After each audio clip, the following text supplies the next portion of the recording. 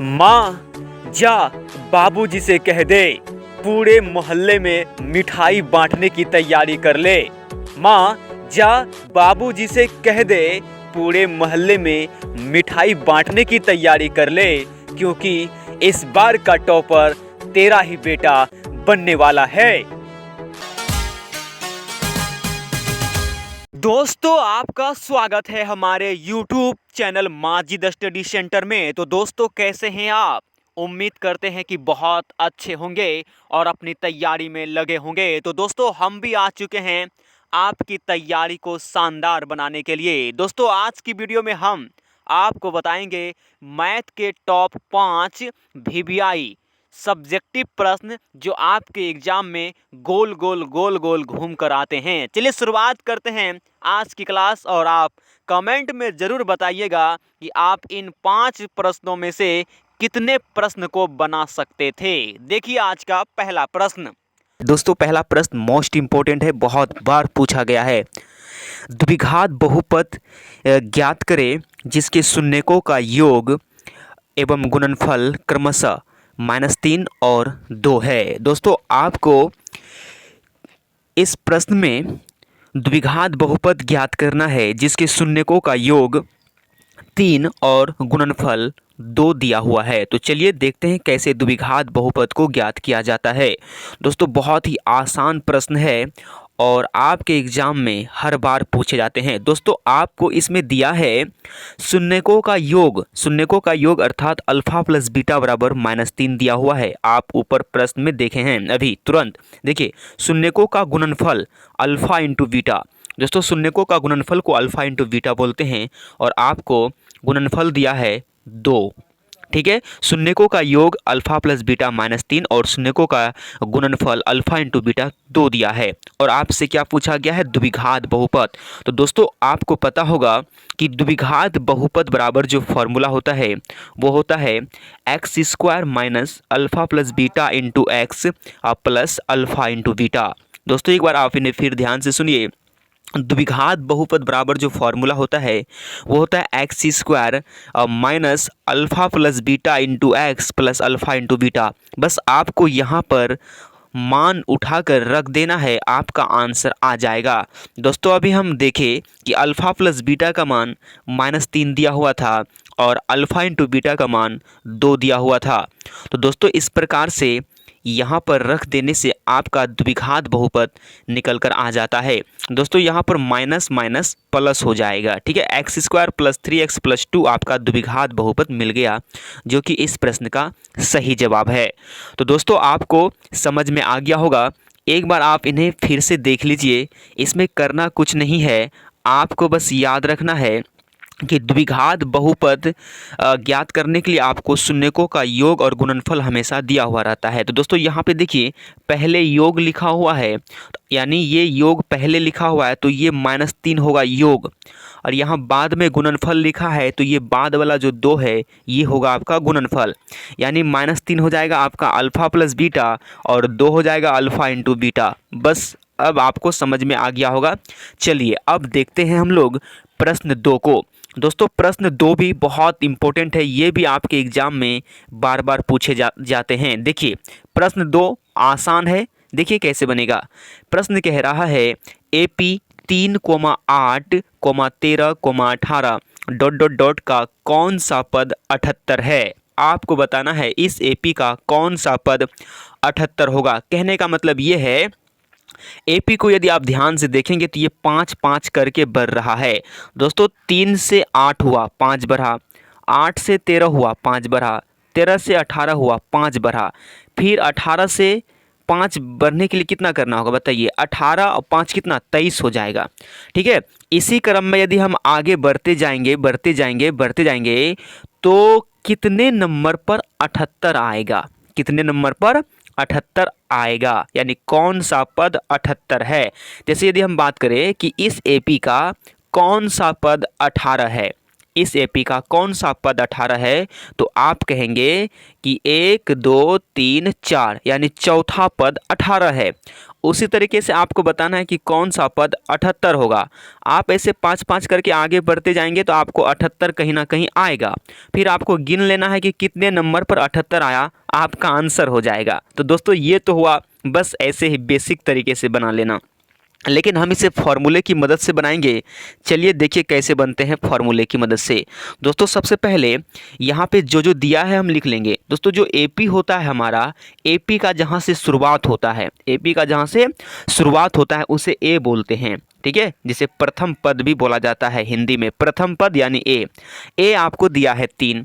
उसके बाद डी, दोस्तों देखिए डी कैसे निकालते हैं, तो दोस्तों डी निकालने के लिए आगे वाला में से पीछे को घटाते हैं, ठीक है, यानी डिफरेंस, डी फॉर डिफरेंस निकालते हैं। तो दोस्तों 8 में से 3 को घटाएंगे तो 5 हो गया, यानी इसका डी निकल गया 5।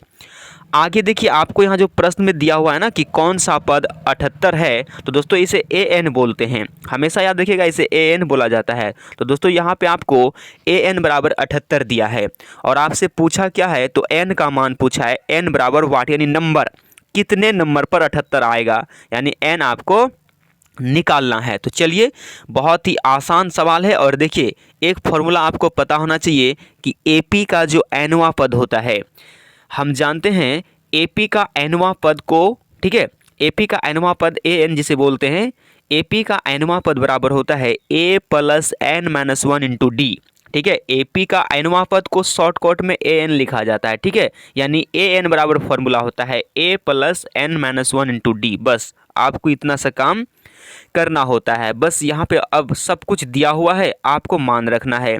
देखिए एपी का एनवां पद ए एन बराबर, आपको ये फॉर्मूला पता हो गया। और दोस्तों ए एन का मान ऊपर में दिया हुआ था ना 78, अभी तुरंत हम आपको बताए हैं ए एन का मान 78 दिया है, ए का मान 3 दिया हुआ है, ठीक है, ए की जगह 3 लिख दिए, प्लस एन तो निकालना है, ठीक है, एन निकालना है, तो एन माइनस 1 इंटू डी के जगह डी आपको 5 दिया था ना, डिफरेंस 5, ऊपर में आप वीडियो के एक बार पीछे करके आप ऊपर में देख सकते हैं डी का मान 5 है।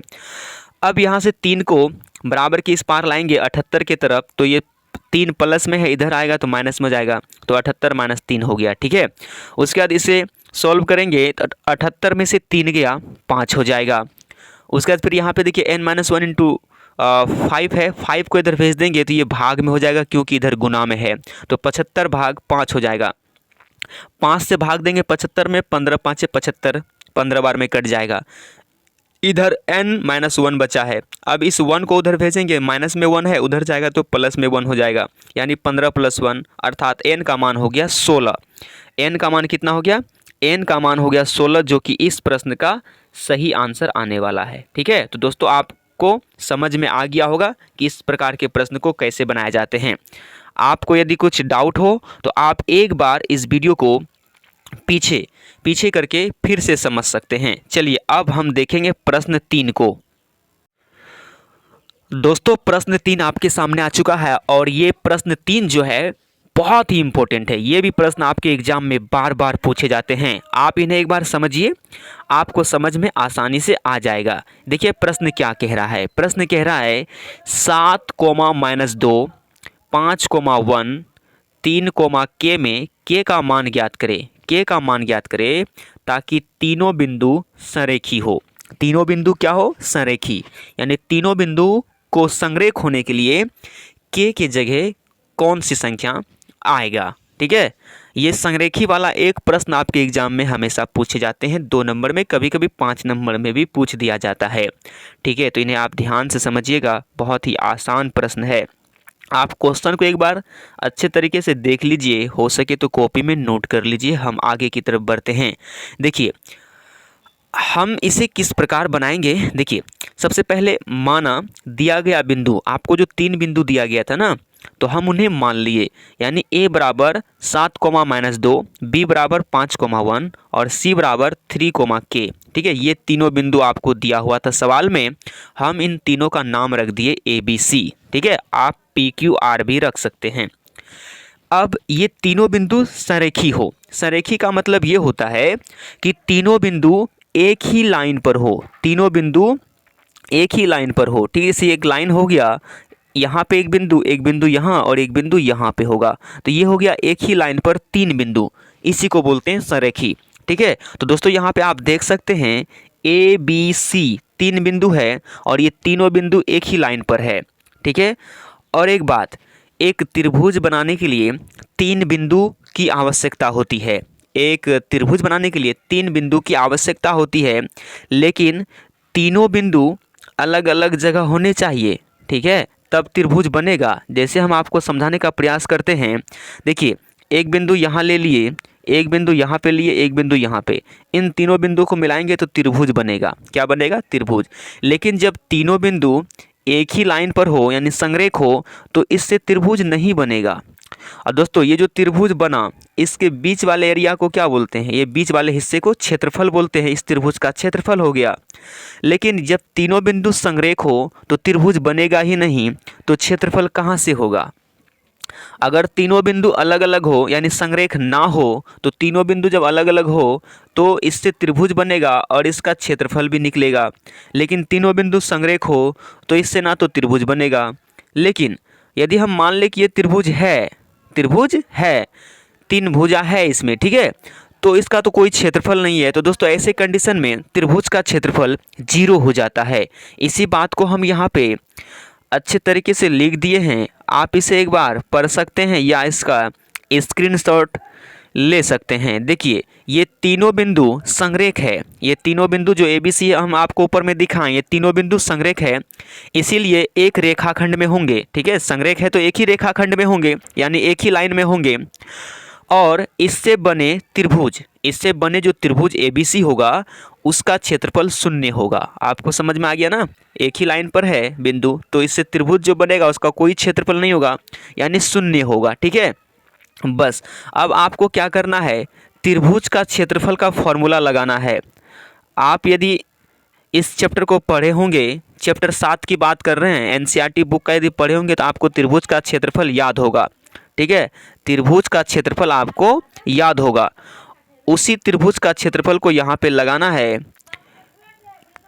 देखिए आपको यहाँ से दिख रहा है त्रिभुज का क्षेत्रफल बराबर, ठीक है, त्रिभुज का क्षेत्रफल बराबर, दोस्तों त्रिभुज का क्षेत्रफल बराबर होता है 1/2 into x1 into y2 minus y3, उसके बाद plus x2 y3 minus y1, उसके बाद है plus x3 y1 minus y2। ये होता है आपका त्रिभुज का क्षेत्रफल। और एक बात हम आपको बता देते हैं, ऊपर की तरफ चलिए थोड़ा सा, यहाँ पे देखिए जो आपका पहला बिंदु है, जो आपका क्या है पहला बिंदु, तो ये पहला बिंदु, ये दूसरा बिंदु, ये तीसरा बिंदु। तो दोस्तों यहाँ से होगा ये x1 का मान, ये x2 का मान, ये x3 का मान, ये होगा y1 का मान, ये होगा y2 का मान, ये होगा y3 का मान। ठीक है, आपका जो बिंदु होता है ना वो x, y होता है, x, y, पहला वाला को x, दूसरा वाला को y बोलते हैं। तो यहाँ पे पहला x, यहाँ भी x, यहाँ भी x, 3 बिंदु है इसीलिए इसको x1, इसको x2, इसको x3 बोलते हैं, इसको y1, y2, y3। ठीक है, यहाँ से हम मान उठा कर वहाँ त्रिभुज का क्षेत्रफल में रखेंगे, इसीलिए हम आपको बता दिए। चलिए आगे की तरफ बढ़ते हैं और आपको बताते हैं। देखिए ये फॉर्मूला बहुत ही डेंजरस है, ये फॉर्मूला बच्चे को याद ही नहीं रहता है, तो हम आपको कुछ लॉजिक बता रहे हैं जिसके माध्यम से आप इस फॉर्मूला को याद रख सकते हैं लंबे समय तक। देखिए आपको गिनती याद रखना है 1 2 3, बस 1 2 3। ठीक है, 4 नहीं बोलना है कभी भी, 1 2 3। देखिए हम 1 से चलेंगे, 3 में ख़त्म होगा, 3 के बाद फिर 1 में आ जाएंगे। यदि मान लीजिए हम 1 2 बोले तो 2 के बाद 3 आएगा। अब 3 के बाद क्या आएगा? तो दोस्तों 3 के बाद 1 आएगा, 3 के बाद क्या आएगा? 1, 1 के बाद क्या आएगा? दोस्तों 1 के बाद 2, 2 के बाद 3, 3 के बाद 1। बस आपको क्या करना है, त्रिभुज का क्षेत्रफल में लिखना है 1/2, 1/2। उसका देखिए यहाँ पे x1 लिखेंगे, बाहर में x1 x2 x3, x1 x2 x3 लिखेंगे। उसका ब्रैकेट में हमेशा y आता है, ब्रैकेट में हमेशा क्या आता है? y। तो दोस्तों यहाँ पे देखिए x1 लिखे, शुरू में x1 लिखे, तो ब्रैकेट में जो अब आएगा, ब्रैकेट में देखिए क्या आएगा, 1 हो गया x1, तो यहाँ पे आ जाएगा 2 3 y2 माइनस y3। ठीक है, यहाँ से, ठीक है, 1 2 3।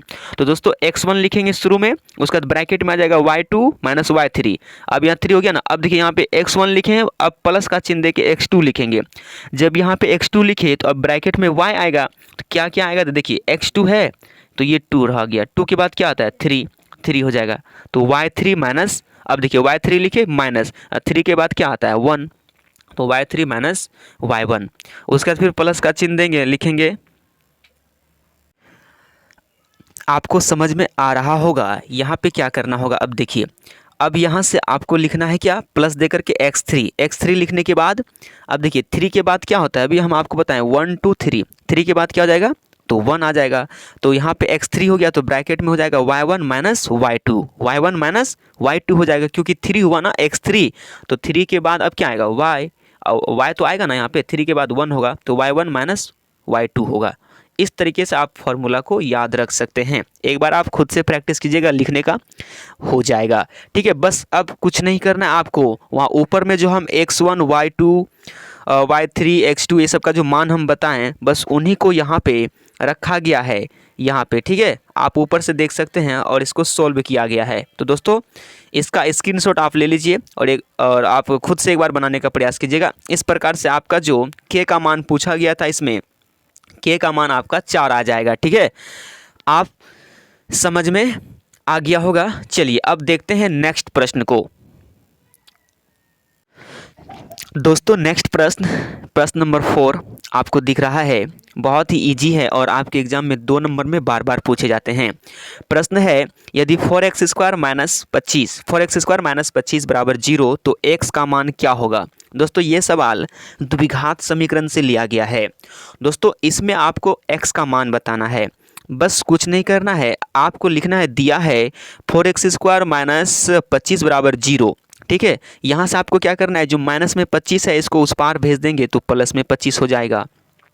उसके बाद यहाँ पे 4x² इंटू में है, तो 4 को इस पार भेजेंगे, बराबर के इस पार यानी दाएं तरफ भेजेंगे, तो ये इधर गुना में है, इस पार आएगा तो भाग में हो जाएगा, 25/4 हो जाएगा।